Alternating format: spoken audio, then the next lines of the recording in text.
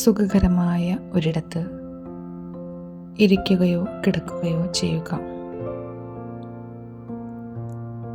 കണ്ണുകൾ മെല്ലെ അടച്ചുകൊണ്ട് 3-4 തവണ ദീർഘമായി ശ്വാസമെടുത്ത് സാവധാനം പുറത്തേക്ക് വിടുക. ഓരോ ശ്വാസത്തിലും നിങ്ങളുടെ ശരീരം കൂടുതൽ റിലാക്സ് ആകുന്നത് അനുഭവിക്കുക.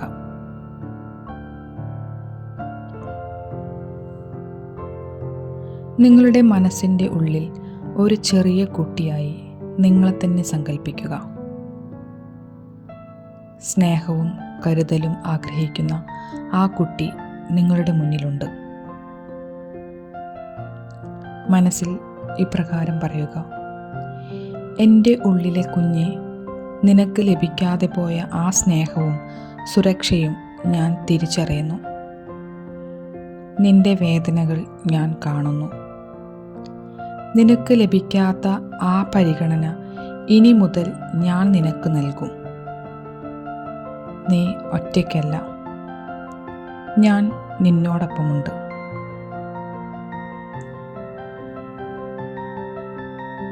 അമ്മയോടുള്ള വിദ്വേഷമോ സങ്കടമോ ഉണ്ടെങ്കിൽ അത് ഒരു പുക പോലെ ശരീരത്തിൽ നിന്ന് പുറത്തേക്ക് പോകുന്നത് സങ്കല്പിക്കുക. അവരും അവരുടെ സാഹചര്യങ്ങളുടെ ഇരയായിരുന്നു എന്ന് മനസ്സിലാക്കി നിങ്ങളുടെ സമാധാനത്തിനായി അവരോട് ക്ഷമിക്കാൻ ശ്രമിക്കുക.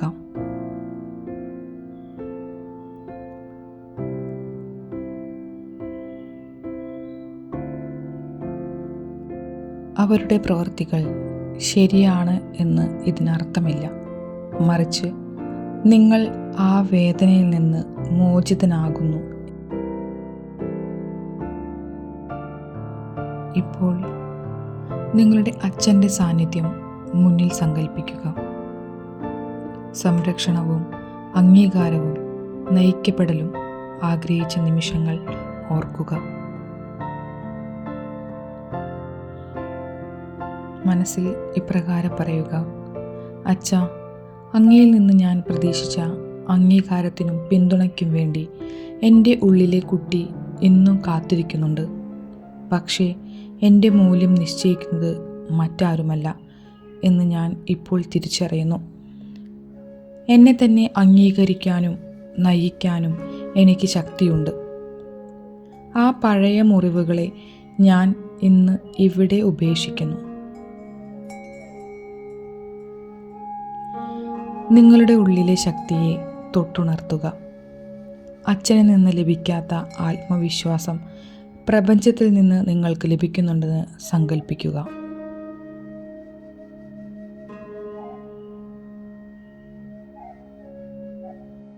ഈ വരികൾ വീണ്ടും വീണ്ടും മനസ്സിൽ ആവർത്തിച്ചു കൊണ്ടേയിരിക്കുക.